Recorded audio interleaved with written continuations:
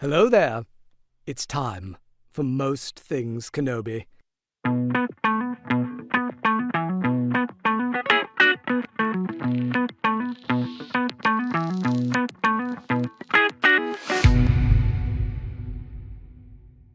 Hi everyone, welcome to another episode of Most Things Kenobi, a podcast about Obi-Wan Kenobi and all things Star Wars. I'm your host Lauren, and today we have something a little different for you.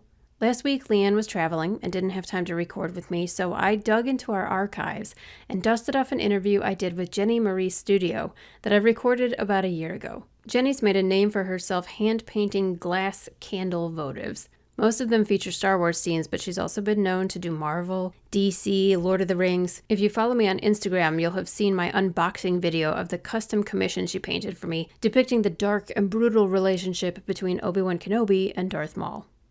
It is truly a masterpiece. I'm so grateful to own something that is so meaningful and that was created by a dear friend of mine. In this interview, we discuss everything from Jennie's formal art training in Florence, to how the American school system didn't work for our creative brains, to how her teenage love for Luke Skywalker eventually led to her current business venture, painting custom votives. We had a fabulous time recording this and ended up chatting for almost 3 hours. This is the shortened version, but if you'd like to listen to the full conversation, please consider joining our Patreon, where we post complete interviews, episode extras, and so much more. Before we begin, let me apologize in advance for some of the lousy audio on this episode. It was one of the first interviews I conducted, and I was still learning a lot about podcasting. Even so, I hope you enjoy this conversation with one of Most Things Kenobi's favorite artists, Jennie Marie Studio. You have this beautiful art style that I really, really love and appreciate. It's kind of like a Baroque type art. And I just wanted to ask you, when did you realize you had a passion for art? Because you're so talented. When did that get started for you? Well, thank you. Yeah, there wasn't really a defining moment. I have been surrounded by art since I was born. Basically, my grandparents were artists. My grandma, my grandpa were both sculptors, and so they actually, my dad grew up in Laguna Beach, California, which is I almost hate telling people I grew up there now, because ever since the TV shows and everything, it's kind of painted Laguna as this like hoity-toity, just rich, spoiled kids. But it was an artist colony. Like in the 60s and 70s, it was like a hippie art colony. And my grandparents were starving artists who, drove their family from Illinois, bought a house there, like I said, before it was what it is now. So like my dad went to the same high school that I went to. We eventually moved back to Laguna.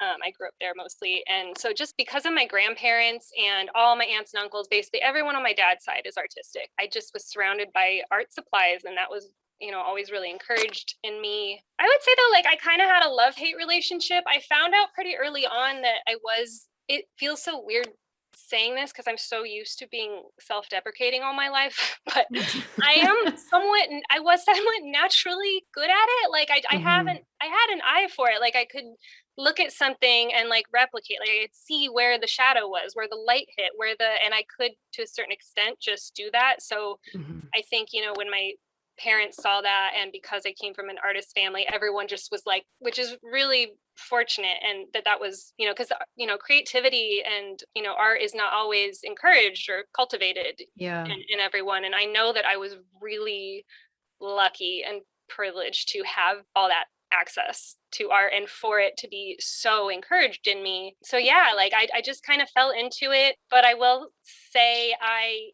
loved art. I'm a very visual person, but I really struggled with the discipline of it.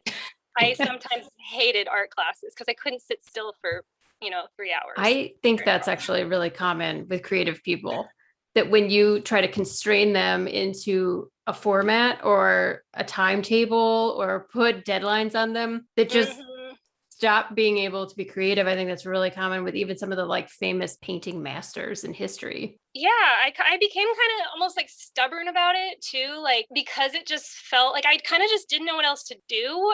And I don't know, because it wasn't pushed on me by any means, but I don't know. At a certain point, I remember kind of going away from that. Like maybe this isn't like just because I'm good at something, and it's true, just because you're good at something doesn't mean it's what you want to do. And sure. I don't think I necessarily, I don't even remember. I think there were lots of periods, especially junior high and high school, that I didn't even really enjoy it that much.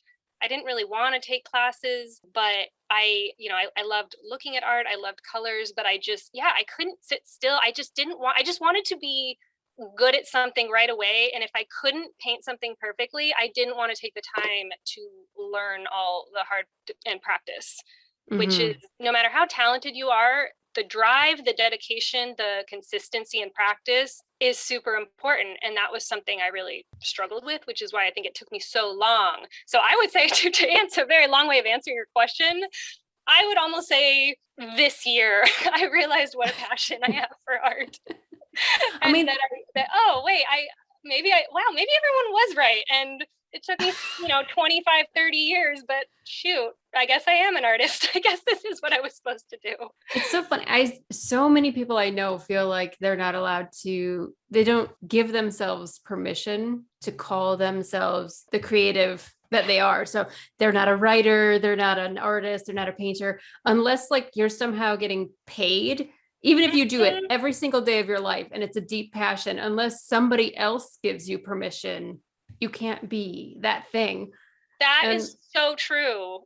That's so true. And I actually thought about that, because when I almost, it's still hard for me to call myself an artist. It feels wrong. It feels pretentious. It feels like yeah, like I'm not supposed to call, like that's assuming, or like that I'm like good. So I never used to call, like, I'd sort of say like, oh, I'm artistic.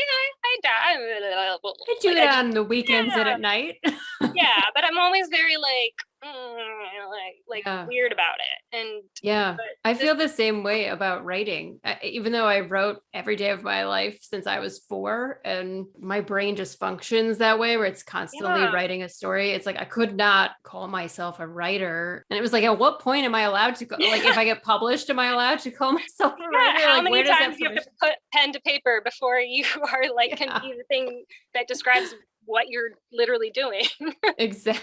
Exactly. Yeah, it's Well, funny that way, because it sounds, there's something like that feels pretentious, like I'm a writer, I'm an artist, yeah. which it shouldn't. It's just a description of something you do.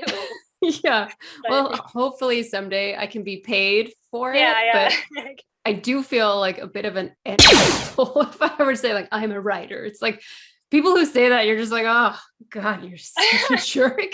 But it's true. Like, But it's do I have hard to to? be paid, as it's hard to figure out a way to get paid as an artist or writer. It's hard to Yeah, that yeah. To level. turn creativity into a lucrative thing without cheapening it somehow or like undermining your own love of the thing, it's very hard to find that line to walk, I think. Yeah, or I mean, one of the things that I actually found really a little bit discouraging and kind of disillusioning. So I've actually like been involved in a lot of different areas of the art world by now. I went to art school. My first job was at an art gallery. I moved to New York. I worked for a global art website company that did like appraisals and auction records, and it was a gallery database and all this stuff. And I was very immersed in this world, and one of the things that was it's very elitist. It's a very gate kept industry. I mean, I even me, like, we didn't even like grow up super wealthy or anything. My dad was a pastor, my mom was a nurse and then on disability, but because my dad was called to the church in Laguna Beach, like, and because his family had grown up there, like that's why we got to live there. And so I think, I definitely benefited from proximity to that Mhm. I'm access. But when sure. I got to New York, I mean, I noticed even a lot of people that I worked with at the company, like they a lot of people come from family money. It can be really tough. And it's one of the things though that I feel like is shifting now. And one of the ways that I'm grateful for the internet, I think the internet is democratizing it a bit. There's so many more ways. You don't have to depend on the galleries, on the writers, the critics. Like I never thought I could be an artist. Like I never really, when I was younger, I love drawing, I love painting, but I never saw a way to get paid for, like reach that, like, I never saw myself being a professional artist, because it's like, how do you even do that and make money and like get connected and yeah, unless you're Bob Ross on PBS, like back in the right? day, how do you even, it's not like other mediums where with music or writing or photography, even the distribution for art didn't exist until, like, it's much easier now with, you can sell prints online. Yeah. And you could even sell originals online in a way that you didn't have access to that unless, like you said, you use a gallery. And you can grow your own audience through Instagram now. I mean, that's huge. It's been really inspiring, again, just for all the horribleness that comes out of the internet. There's definitely some positives, and I think wider access to art and giving more people a chance to actually get a foot in here and get their artwork seen is huge. So that's a positive shift for sure. Well, especially since you can kind of interact immediately with people who, and like, I do feel like the algorithms they can be very detrimental sometimes, keeping you very pinned into a specific kind of demographic, but it also allows people with very similar interests to find you. I don't know. I just feel like it draws like-minded people, and it's probably similar with your art. The kind of art you do and the interest that you have draws like-minded people to you. And yeah, the internet can be a total cesspool, but sometimes it's really great. We have cultivated, I mean, I say like we, because I feel like we have a lot of the same. You just start seeing like so many, like if I were to say the Nerf Herder Co., like, you know who that is, like, if I were to say Star Wars thrifting, like Silver, it's like, I feel like we're all kind of getting to know each other. And it's really, I feel like attracts like for the most part. And it's so wonderful. And and that's so great for artists, because to be able to just reach people who are passionate about the things that you're passionate about painting or doing or creating. You said you went to art school. Then did you go to like university or like an art specific school? Like what kind of school did you go to? Yeah, no, I went to Cal State Long Beach. It's so funny, like when I graduated high school, how do people know what they want to do out of high school? I have no idea. I'm 36 and I still don't know what I'm doing with my life. I look back and I think, like, really, I was expected when I was 19 to like pick a major and figure out what I wanted to do. But I kind of... You're a baby child. You don't know what you're doing at that age. Like 20 years later, I still don't know what I'm doing. I never would have predicted this the last year. But I only applied to state schools. I also freaking lucked out though, because, okay, I'm a millennial, so I'm very aware of the student loan issue. But when I went to school, like, this California state had a great system, and it was relatively affordable. It was like $900 a semester or something. So I just worked part-time. Wow. I was able to, like, I didn't have to take out a ton of loans. It very quickly started shifting. Like, this was like 2001, 2002. I'm aging myself, but so I basically, I was like, I don't know what I want to do. I don't want to fill out any essays. I don't want to spend, I really didn't want to spend a budget. I didn't want to go into debt for $40,000, but I just had no idea. And I was so indecisive. So I chose Cal State Long Beach, loved it, loved the school. I was undeclared, but then I think I started, and then I chose studio art as a major. So I was actually like studio art, drawing, painting, like creating art was my major. I think for the first, I was undeclared the first year. Then then I went to studio art. Which I am really glad, even though I did the same thing happen to me that, has always happened, where I just got burnt out on the classes and I didn't land in college. I mean, you have literally like 6-hour life drawing classes where you're looking at a nude model, drawing this for 6 hours. It drove me crazy. Like, that's a lot. I can't focus on anything for longer than an hour and a half before I need to like rest my brain. Yeah, I was always one of those people, like, I'd rather go to class 5 times a week for a 45-minute class than go twice a week for the longer ones. But some of the art classes, it's like you had to do a longer one because you need to do a longer study. So, but I'm glad I am glad I did it, because some of the things that I learned in college are things that are helping me right now with art I'm currently doing.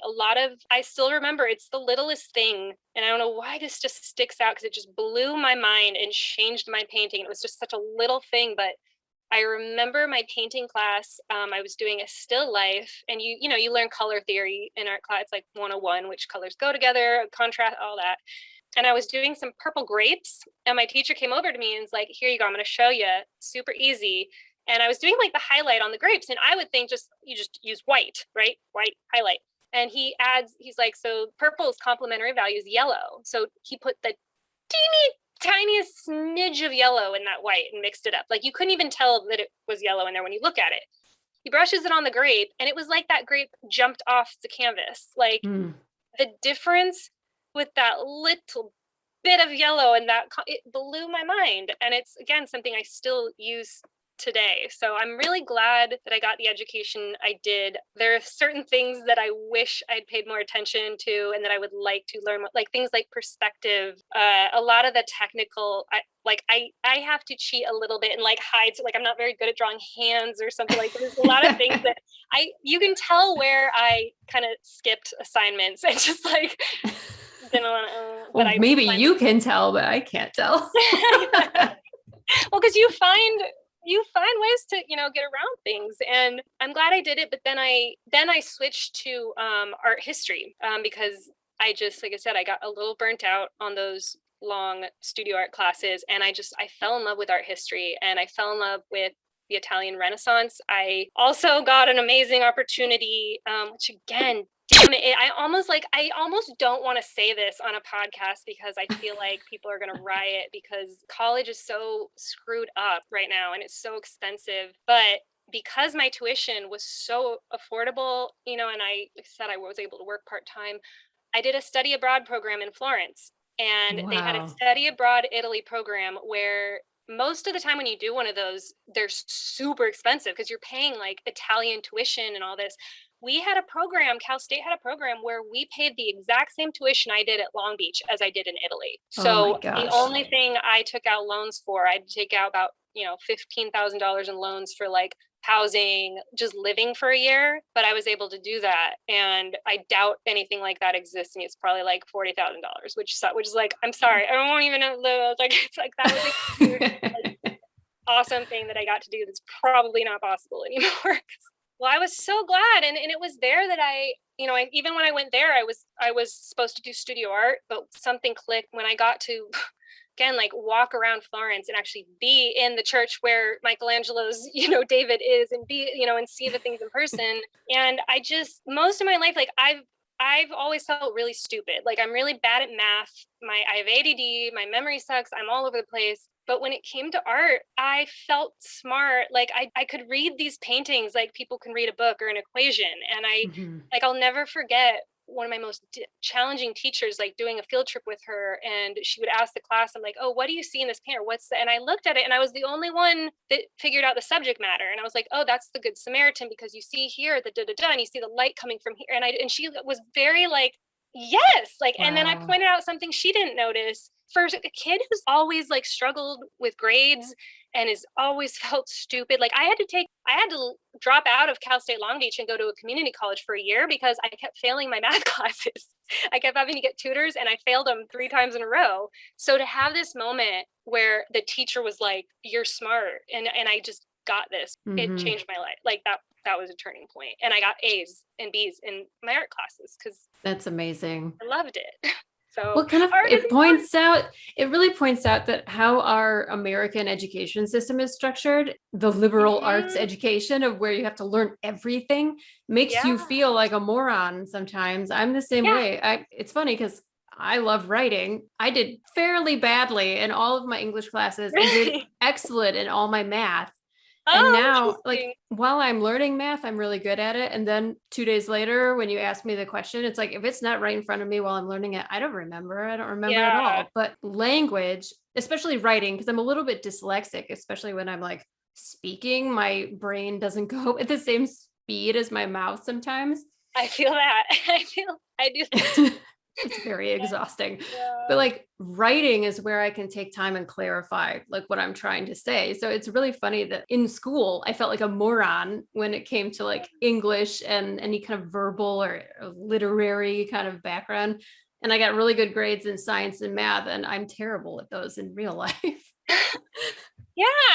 I hope so. I mean, I hope eventually, I don't know, I haven't been in school in a long time, but that it should be looked at differently because everyone's different. Like standardized testing, I hated, like so much pressure, like a timed test, like all I can think about, my ADD hyperfocus goes into that clock, and all I can think about is the clock. And yeah, and even with art classes too, I think the key to me is, again, being able to paint the things that I'm passionate about. So it's hard because I don't want to paint still lifes, a million still lifes. I know you need to, there is a learning, there's something to be said for like, you learn that, you got to be dedicated. But I think back too to my piano, I took piano in high school, and piano was a very similar thing where I just really struggled because I didn't want to practice. I just wanted to sit down and play something. But I had a teacher that just gave up and stopped making me try and learn classical. She's like, you choose whatever you want and I will teach you. And as soon as that happened, I learned the theme to Titanic, which to this day, my heart will go on, is the only thing I can still play on the piano. I learned the Star Wars theme, the Simpsons theme, the Backstreet Boys, because I was 17. And all of a sudden, I could memorize these piano pieces and play them because it was something I liked. And I don't think that that's looked at enough in school. So I wonder if even earlier on, if a class or something had maybe, I don't know, let me somehow adapt. Like, instead of a still life, let me draw a plate of like, I don't know, or something from Star Wars. Like, I probably would have. I think that holds a lot of, I think that's a really valid point. It's funny you're saying this because I was just having this thought the other day. I felt really stupid until I got to 6th grade and I had a different kind of teacher. Mm-hmm. And it was the first time she didn't listen to what other teachers had said about me or anything like that. She just let me be me. Yeah. And it was like the first time my brain was like not under that constant pressure of like, conform to the way school must be. And it was like the first time I felt, I can just learn. And it I really do think that the structure of regular, quote unquote, regular education is not for every brain. No. It definitely didn't work for my brain. I couldn't focus the amount of time that was required. And I was such a daydreamer that I really struggled to find any subject that interesting, depending on what it was we were talking about. And so like when I finally got to college, it was the first time where professors don't care if you're there or not. It's like, it's up to you. Pick the class you want to take. Yeah. And if you don't come, I don't care. You're failing on your own. Right. Yeah. It was like when I first started to thrive really. And I loved art history. It was one of my minors that I took. And it was the first time where it was like mixing history with visual, because I'm a really visual person. That was so transformative for me. And like, how old are you? You're much older at that point, you're like almost in your 20s. And it's like, it took that long for me to really find and feel like, I can do this. I'm fine. Like my brain's okay the way it is.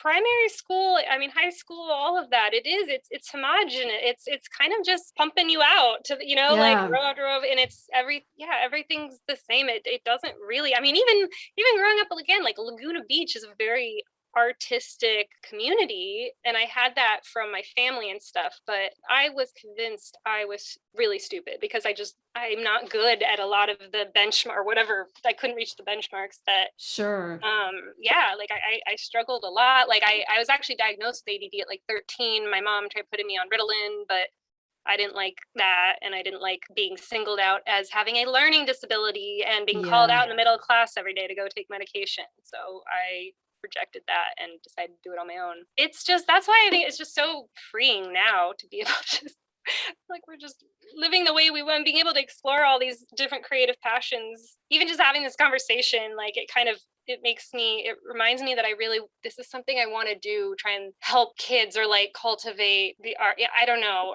in terms of kids right now who are maybe feeling this way, if they still are, feeling stupid or feeling not appreciated, just because we do still live in this society that kind of rewards one type of intelligence, and that's intelligence that serves capitalism and serves. Yes. When you were saying that like school is super homogenized, it was making me think, I was like, well, so is the workforce. And it's just basically training you to get out of one desk and go to another desk and sit there. Like, oh my gosh. And like thinking about this now, like, look what happened to me. I was this quirky, weird, creative kid that freaking loved space wizards and aliens and, drawing and art. I was such a weird kid. I was so creative though. Like, I was I would make, I would make elaborate animal hospitals for my stuffed animals in my room. I mean, all kinds of things. But what did I do when I graduated college? I ended up in corporate. And then I ended up in advertising sales of all the things. I worked for ArtNet, which was an art website. That's how I ended up, because the art got me in and it was my passion that got me in there. But it was sales. I wasn't in an art job there. I was having meetings with brands like Mercedes-Benz and Chanel and trying to get them to spend advertising dollars on our art website, because people who can buy art can buy Chanel, because like I said. Right. And that's the crossover demographic there. Right. And then I ended up at Vanity Fair magazine, also in like advertising, sales, marketing. And I burnt out. My soul, I was having panic attacks. I was in New York for 6 years and I broke down. I loved New York, but I do think like a lot of that was from denying so many parts of myself to conform and to fit in with what I thought this is the path. And I gotta say, like, it's been hard that my identity is, I'm an artist, kind of unemployed. I work all these part-time jobs now and stuff. I loved telling people, oh, I work at Vanity Fair. It really, because I felt like I was this single powered, high-powered businesswoman living in New York. Like I had that title, again, that in our society is one of those acceptable benchmarks, but I was starving my creative side. So yeah. It's funny because I'm in marketing right now. I'm finally, but it's true. Like, no, it's true. Soul-sucking industry called marketing. Ugh. It is. I always joke it's where creative people go to die. Because it's where you feel like you can be a little bit creative and you can kind of like still do graphic design, and eventually it just sucks your soul right out of you. So, I mean, I work for myself now because, again, I did the same thing. I went to film school. I studied photography and journalism and art history and film. And then I got out of school and went. Things, all those words make me photography, art history, right? Oh my God. So I got to go to class every day and watch movies and analyze them and write scripts, and couldn't get to work because I graduated during the recession. So I ended up working at a bookstore, which was actually great. And then I entered corporate work after that. And after, I don't know, I can't even tell you how long. It wasn't very long. I basically had a breakdown and was like, I have to go out on my own and find a way to make the creative part of my brain more of what I do. And I'm still like fighting to get there. That's why I like running this blog and doing the podcast. That's how I'm making room in my life for that. But it's so hard. And again, it was exactly the same thing. I got promoted. I was the regional digital marketing specialist for all of Illinois, Michigan, Indiana. And it was just like, I'm exhausted. I'm tired. But like on paper, you're doing all the things. Yeah. And it looks, you are that's the success story. It sucks your soul out. Yeah. Yeah. So, and like, there's gotta be a balance. This is a good transition then. Like, how did you start to make Star Wars part of your regular art cycle? Oh my gosh. I mention her on every podcast. She's like my patron saint. I call her the Force foodie. Vanessa on Instagram. I think a lot of people follow her too. She was one of the first people. She bought one of my I did of all the ones. So funny. The Rise of Skywalker piece that I did, which is really one of the most hated Star Wars movies, but this is the votive that got me where. That's actually really shocking now that I think about it. That's what got me in with the Star Wars people, was a Rise of Skywalker piece. Again, try and condense as much, but so I started making candle glass kind of in this about 3 years ago. When I was in Seattle, they looked very different than they did now. They were more, I had kind of an art history theme. I was doing more collage. Yeah, I did one Star Wars one during COVID, during quarantine. I was laid off from my event planning job, moved back home. So I was living back home with my parents again. I was unemployed. It was COVID. And I decided to just do a Star Wars one for me, basically, because I didn't think I could sell that. Like, I was trying to, again, this is like, when I started, I was trying to think, how can I make my brand look like Paris and flowers and art? I don't know. I was just, I guess the point I'm trying to go is I was trying to again, do what I thought looked cool, chic, whatever. And I liked them, and I loved what, what I was doing, but I didn't think that I could sell a Star Wars one. At that point, I didn't have any of this connection. I was one of the only few people I knew that were obsessed with Star Wars as I am. Not that I think it's this little like niche thing that no one else knows about. I know everyone, Star Wars has a big following, but I just didn't have that. So I decided to paint this little Luke Vader one, but I just put it on my Etsy just for the heck of it, and someone bought it. So I slowly just kind of did a couple of them, and again, it was just because I wanted to paint them, and I loved Star Wars. That's kind of what kept me going. I'm again, with the ADD, I could struggle to focus on a lot of things, but when I'm passionate about something, when I'm interested in something grabs me, I'm unstoppable. So Star Wars is that thing. And then I did that piece with Rey and Kylo on the remains of the Death Star, that battle. Mm-hmm. And she was just so lovely. And she did a whole post about it. And she bought 2 more votives and did this whole post, shared it. She had, quite a big following, and all of a sudden I started getting all these little Star Wars people trickling in, and I was so happy because when I started getting followers with names like Star Wars Thrifting and Kenobi this and Vader that, I was like, oh, these are my people, like, oh my gosh, like, oh, look at, they're out there, and it just started building, and I just kind of from there, it's like once she posted that, all of a sudden I actually had to scramble because I didn't have any Star Wars ones to sell after that. So I actually had to like quickly try and like make a couple to put up. That was just like the biggest joy that I can remember in life, of any recent life, is just the fact that the thing that I just really, really wanted to do that I didn't think was what people would want it or would sell is what everyone gravitated towards. Yeah, that's really beautiful. I think that's when we are our truest self, when we finally embrace that. That's when you become like a magnet in the universe, and you pull people to you and things and opportunities to you that are like really pure. This is like my love language. This is the most amazing thing. Like, these are what I would want to paint and give myself as a gift. So the fact though that I'm getting to make these for other people, and I feel like I understand that, and I like the reactions I've gotten from people, like the messages I've gotten about my votives or reactions when they opened them. I've never experienced anything like this. It's so amazing. You deserve it. You really do. And like, I don't know if you can see, mine are back here all in a row. I see them. Oh my gosh. And anybody who comes in to my office, I'm like, do you see my Star Wars photos? They are these beautiful, little, thoughtful, like detailed pieces of art that just, like you said, you're capturing these moments that people are. It's so crazy because I'm one of these people. Like, I bought the Luke and Vader votive, I think was the first one I bought from you, and that is my favorite moment. And like the fact that anything exists with that's all it takes for me to be happy for a really long time. Yes, well, it's because it's hard to describe to someone who's not a fan or not as passionate. These characters are so loaded for us. Like a little votive with, again, like Ahsoka Tano.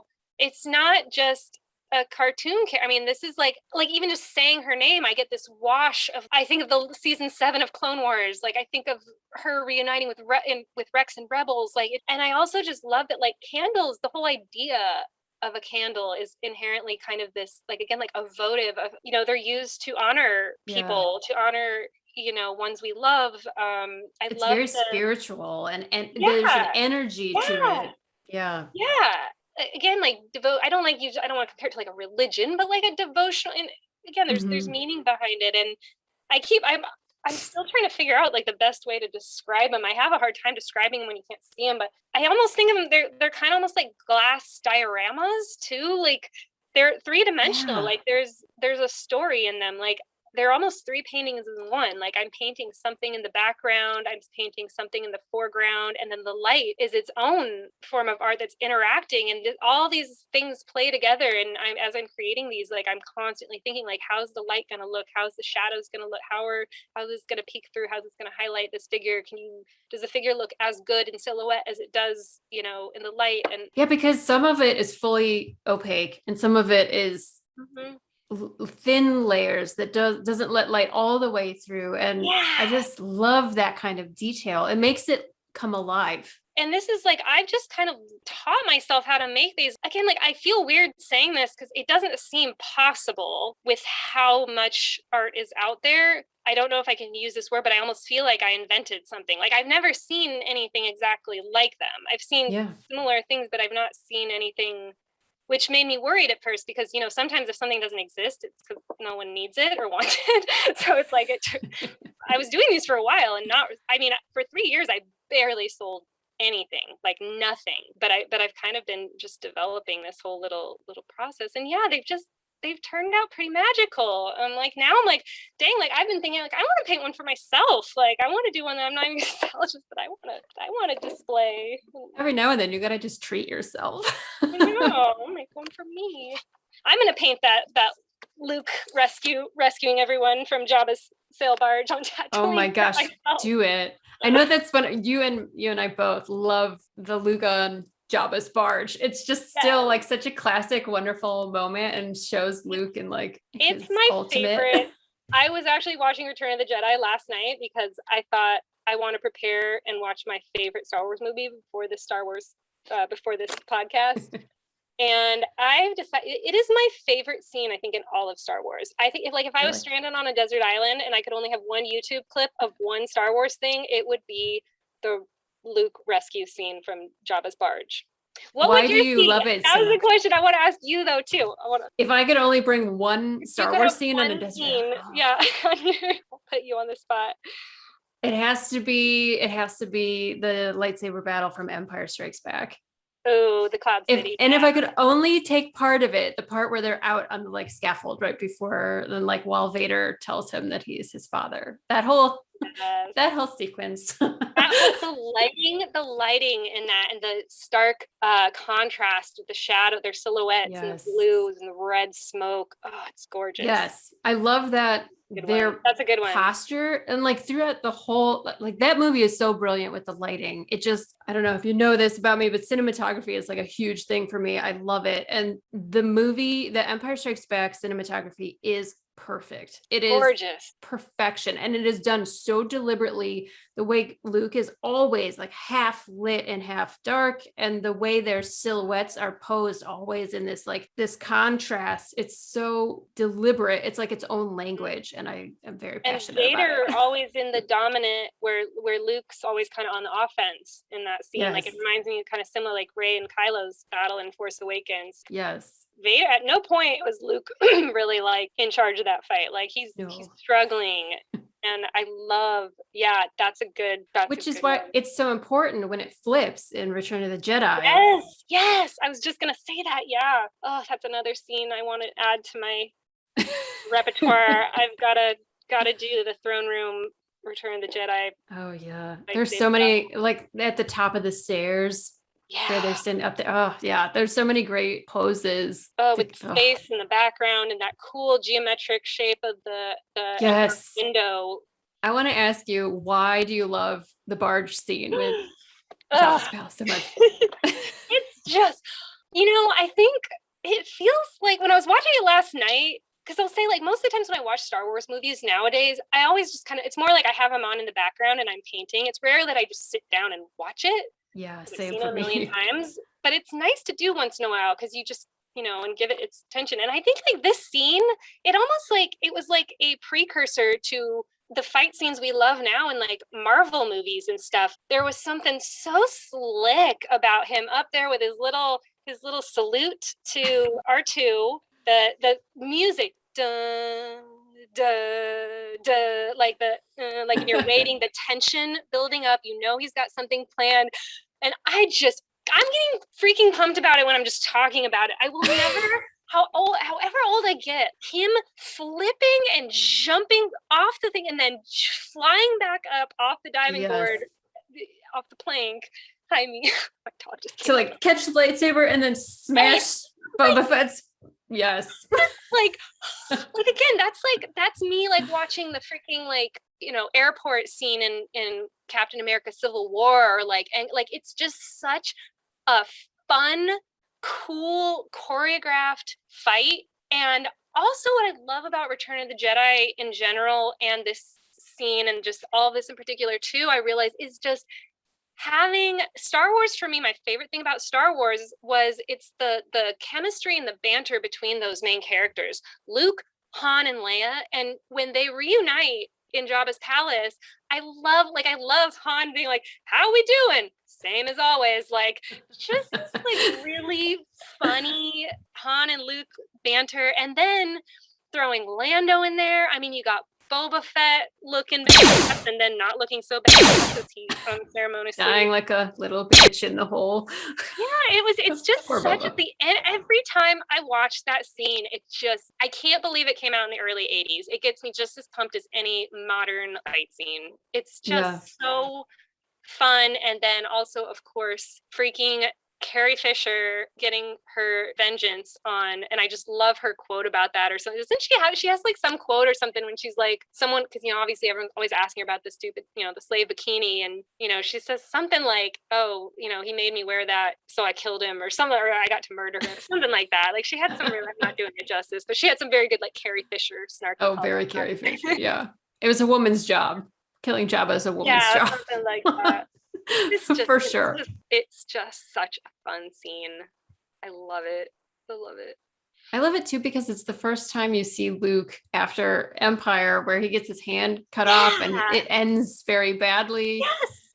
And what a contrast. And he comes in and just owns the place. Like Yeah. kicks everyone's ass and like it goes, you think it's not going well when he gets captured, but it's like all according to plan, pretty much. Right. And then I love just Han is like everyone's got delusions of grandeur because he's out of it for a little while. The other thing I realized that I loved, so part of when I was watching it, I'm also, working on my painting, and I don't even need to look at the captions to speak, like just when he was speaking Huttese and I'm literally hearing, you're my, favorite kind of bounty hunter, like, you're my favorite kind of scum or something, like, now of course, but like, I just like know the dialogue so well. And I just, it's my favorite. I love everything in Jabba's palace. And the other thing I've only been comfortable enough with myself to admit, I think I used to lie about this actually, because I was too ashamed. I'm going to put it out here though. I love the special edition musical number that they added into Jabba's palace. I know it's controversial, and I think I get why people hate it. It's so out of place. The CGI characters next to the grungy puppets looks weird, but it's catchy, and every time it comes on, is that Psy Snoodles? I think is that her name? Yes. Jedi Rocks is the name of the song. Oh my god, you know the name. Jedi Rocks. Yep. So how did you get into Star Wars? Where did that start coming into your life? Yeah. I don't have a memory of like the first time I ever saw Star Wars. It kind of crept up on me because I think the first time I ever saw it was actually my dad's VHS recording of when A New Hope aired on TV in the 80s. So nice. The first time I saw Star Wars, there are commercials, like 80s commercials in it. Like I remember actually like old Levi's commercials and stuff. So I don't think I didn't really get into it until I think it was like until the special editions came out. I'm almost like technically my technical original trilogy special editions is my time period, I guess. Yeah, mine too. Right? Because you got like the original, but we, I wasn't born yet. I didn't see them in theaters, but I saw the special editions, and up until that point, actually, like I actually remember asking my dad, like, wait, so which is the one? Like, cause, like I remembered there was like a snow planet. I knew there was like teddy bears, but I didn't know what was in what movie. Like they were all kind of like I'd seen it as I was a kid, but I didn't really. But I saw it in theaters with these special editions, and it was game over. Like. It was in a day. I think I walked out of that theater and practically went next door and threw on a Star Wars shirt and a hat and got all the books. And like, I was just a fan from then on. And this was like going into junior high. So I wasn't like a kid. I was like a 12, 13-year-old. But yeah, so I kind of like, I went down this rabbit hole. I was obsessed. I would come home from school. I would just watch Star Wars all the time. I read all the Legends books. I read the Thrawn trilogy 3 times. I was obsessed. This is all I did. It's really good. It's so good. Like I'm kind of like bummed that I've lost a lot of my knowledge just through the years, because there was a point when I was 13 or 14, I could have told you the name backstory origin of every freaking alien in that cantina scene. Like, I knew everything. I would read Star Wars trivia books for fun. Like, yeah, it was, I mean, Star Wars was, it was an escape. I had severe, what I now know now is severe social anxiety. I did not have a lot of friends. I didn't know how to talk to people. It was super awkward. And Star Wars just, it just gave me an escape from all of that. And I just kind of lost myself in it. I still couldn't wrap my head around the fact that something that made me feel so isolated and weird when I was younger, that but like in my 20s and 30s, and all of a sudden, like, people thought it was super cool that I was that into Star Wars. And it's like, now I've been able to met all of these friends and all these people through it. When that shift started to happen, but like when nerd culture started to become more like acceptable and less isolating, but maybe it's because it's actually not nerdy, it's just really cool. It's such a fun world.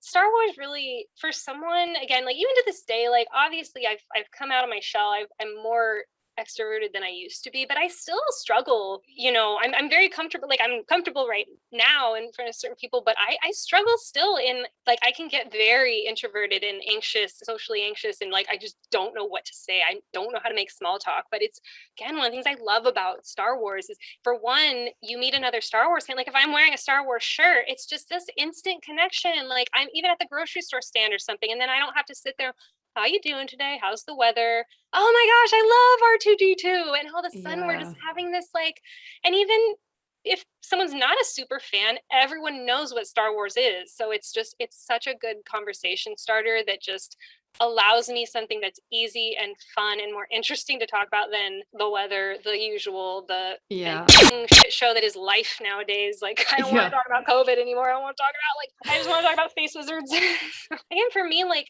you know, whenever I talk to Star Wars fans too, it's not even like we're talking about just Star Wars. It's because it's their archetypes, their mythology. It is exploring our humanity, our values, our own stories. It's a starting off point to have more interesting conversations about morality, ethics, right or wrong, good and evil. It's just a vessel for that. You know, we're not just talking about, you know, the little space cartoons. Like, it's, you know, this is modern mythology and there's artistry to it. I wanted to say one last thing, because you'd asked me one of the questions about, like, suggesting to people who wanted to be an artist. And I wanted to answer that one because, for one, it was so weird, because when I first read it, I was like, how would I, like, because I still feel like I need to ask other people for advice. It was weird but then I realized, like, no, like, I've actually been doing this for a while. It's just, I'm kind of at a weird turning point in my life where I've, like, it's like a midlife crisis where I don't know, I still feel like a 20-year-old, like, and I'm not, though. Like, I have experience now and things. Anyways, and as someone who's just struggled so much, again, with ADHD, like, I went 20 years, like, I would almost never finish anything, never finish any artwork. I had such a hard time. I always thought, like, everyone just has it together and I can't, and you know, and the biggest difference, like, this is the first time in my life I've ever started actually putting out work consistently, but I'd get so hard on myself about that. It just, I don't know, like, I just felt like I couldn't do it. I couldn't focus enough. So I don't know, but the key, so I guess what I learned, like, it's just literally just keep swimming, just keep making, just forever and ever. Even if you don't think, like, when I started making these candle holders, they were cool and I was doing them because it's what I liked. But this, like, what I'm at now is what I wanted to be doing from the beginning. There was no way in hell I could have jumped to this. There was no way I could have done the paintings I'm doing now. It wouldn't have happened. And if I hadn't forced myself to just keep building, even though I again, like, I would sometimes sell these and be like, I'm sorry, like, which is such a terrible, because people, like, would support me, and I still think they're really beautiful, but I'm such a perfectionist. Like, any little like, if it didn't look pristine, like it belonged in a shelf, I didn't think it had value. Again, it's this imposter syndrome, even though people were still buying it, but there was value in it, and they were stepping stones. And just keep going. And another, like, this quote was written in my day planner today, but I just loved it. It said, it does not matter how slowly you go as long as you do not stop, from Confucius. And again, I've always felt so slow and unfocused. I have wanted to do something like this for so long, and it took me years and years and years and years. Just keep going, keep doing it. And then the second thing I was going to say is just that I wish I'd known sooner, is to start before you're ready. Because it took me so long to start an Instagram account, because I wanted to start with a pristine grid of, and have everything be perfect. And you just start just putting it out there, and just know you're just going to grow and build and keep building from it. One more thing I wanted to mention, because this was also really inspiring. My grandma started writing poetry and doing watercolors at 85 years old, and she started busting out the most beautiful poetry any of us had ever written about her childhood and this wonderful, beautiful gift she gave us. 85. So that's amazing. Just, no matter like what place you're in, just, you never know. I would have never in a million years thought I'd start doing this at almost 40, start making Star Wars candles. So it's never too late. I think, wasn't it like C.S. Lewis who said something like that? It's never too late to try a new adventure. As long as you've got air in your lungs, you can do new things. Well, because you really do. And I think especially, I don't know, but I do think especially with women sometimes, like, I don't know, like I feel sometimes like there's like like my values in my youth and stuff. And I don't know, there's just. We're taught that in all marketing, that women are only valuable if they're young and wrinkleless. Yeah. And it's like, coming up on the age I'm coming to, it's been a really tough year, a really tough transition. The joy and purpose I get from this art, and the connections I get from this, is just, it's made all the difference. And I'm just so glad that I just kept going. And I had literally never done that before. For the 30 years prior, it's mostly just all unfinished started things that I would just, once I got stuck, I'd throw them aside and never pick them up again, and just could never push through. It's amazing. Well, and it's that whole thing of like expecting the same result from the same behavior. It's like, you have to change your behavior if you want a new result. And that's easy to say and hard to do. We tend to, if there's like a big decision or big major thing you want to try, we're very good. Like, we tend to assess all the risks first. Like, if you were to move, well, these are the risks. I could be lonely. I could run out of money. I could do that. And we think of all the risks, but we don't consider the risks of not moving, of not taking those chances. This like kind of blew my mind, of like just staying sedentary. We don't analyze like, well, if I don't do anything 5 years from now, I could still be unhappy, stuck in the Mm-hmm. And I had like never thought of it that way. There are consequences for doing nothing too. So you might as well take the risks, try something new, because you can also hurt yourself by doing nothing. All right. Do you want to answer some rapid fire questions? Let's do it. Okay. I'm scared. No, they're fun. Okay. First question. What character would you bury? What? Wait, Barry or Mary? Mary. Oh gosh. I literally just thought you asked me which character do I want to bury, and I was like, this got dark. No, right off the bat. We wouldn't ask negative questions. Only things you like, not things you would kill. I was like, ooh, Palm Krell? I don't know. Maybe Jar Jar? I don't know. Sorry. Not Jar Jar. Silver, I'm sorry. I have friends of Jar Jar. Mary, Luke Skywalker. I mean, it's just, that's my, off the top with it, Luke. Luke was my first crush. I can't. Yeah. It's gotta Same. Be, yeah. Same here. Okay. Are you a Jedi or a Sith? Ooh, Jedi for sure. Okay. Which version of Obi-Wan do you like best? Oh boy. I have to ask an Obi-Wan question since we're most things Kenobi. Oh gosh, this is supposed to be rapid fire. Oh, okay. I'm gonna say Rebels. I'm gonna go with like maybe the unexpected, and because I know, and maybe it's cheap because we don't get much of him, but what we do get of Obi-Wan in Rebels is so profound and impactful, and says so much. And anyone who has never heard, oh my God, what's his name? The voice of Darth Maul. I'm blanking. Oh, Sam Witwer. Yeah. Anyone who's never heard him describe that scene step by step, go look that up. the scene I'm talking about is the Twin Sons episode of where he holds Maul in his arms. That is like the epitome of Obi-Wan to me. If you could wear one costume from Star Wars, what would you wear? Oh, well, should I name the one I have hanging in my closet right now? I think I should, because Rey. I love Rey. I love Rey, and I loved her outfits, and I have one hanging in my closet that I have not had the confidence to photograph myself in cosplay wearing. Okay, so which would you pick? What's your favorite? Original trilogy, prequel trilogy, sequel trilogy, or animated shows? Ooh, I mean, I'm an original trilogy girl. I don't know that anything will replace that, although I will say the animated shows probably have the most impactful moments that make me cry and elicit the strongest emotions from me. Okay, we're almost done. What's your favorite Obi-Wan hairstyle?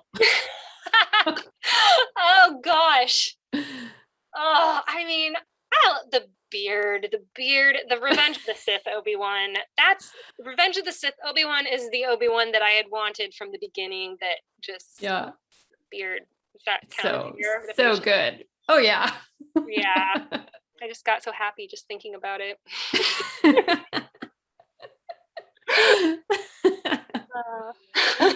Oh, I like that answer. Okay, if you could be any character in all of Star Wars, who would you want to be? Good questions. Rapid fire. I mean, okay. I mean, the one coming to my head, this one's really hard because there's 3 characters I'm saying, but I'm going to go with Rey again.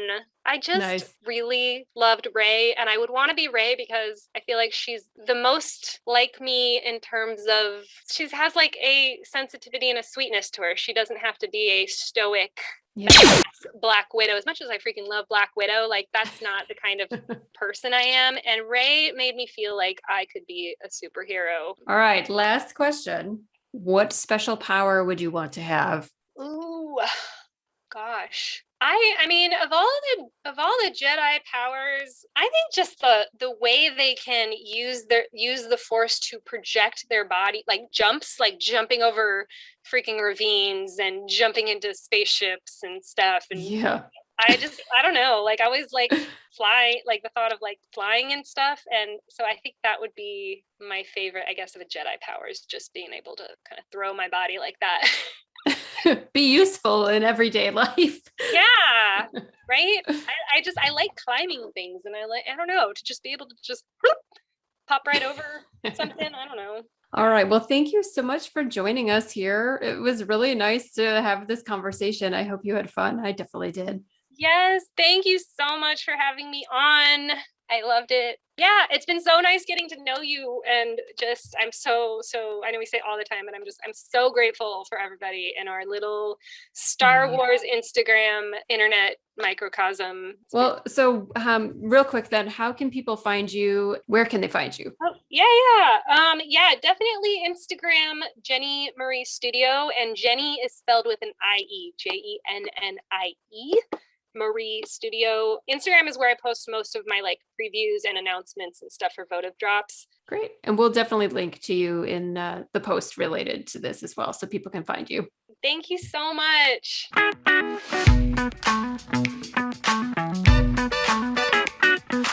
Thanks again to Jennie for being so generous with her time. For this week's listener question, let us know if you've ever purchased one of Jennie's votives. And if so, what did you buy and how did you like it?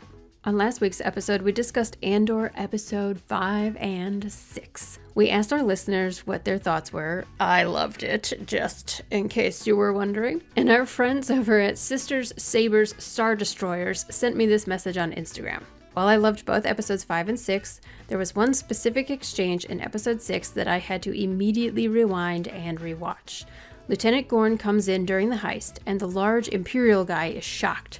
He says that Gorn is a traitor and will be killed, and Gorn simply responds that he deserves worse for serving the Empire in Eldani. That moment also caught my attention. I want to know, what did Lieutenant Gorn do? We all know the Empire are evil bastards, so it definitely got my curiosity piqued. Thanks as always to our listeners for sending us their thoughts every week. Next week, we're going to discuss Andor Episode 7. With every new release, this show just gets better and better, and the need to screech about it into our microphones is overwhelming. So come on back for more Cassian, Mon Mothma, Marva, etc. Thank you so much for joining us here on the Most Things Kenobi podcast. We appreciate every single one of our patrons and are grateful for your support. If you'd like to support the podcast and become a patron as well, head over to the Most Things Kenobi Patreon. As always, you can follow us on Tumblr, Twitter, Instagram, and YouTube. And don't forget to subscribe on your favorite podcast player. If you enjoy our podcast, feel free to rate us on Spotify and Apple. And if you need just one place to find all of these, head over to mostthingskenobi.com. So until next time, my friends, may the Force be with you, always.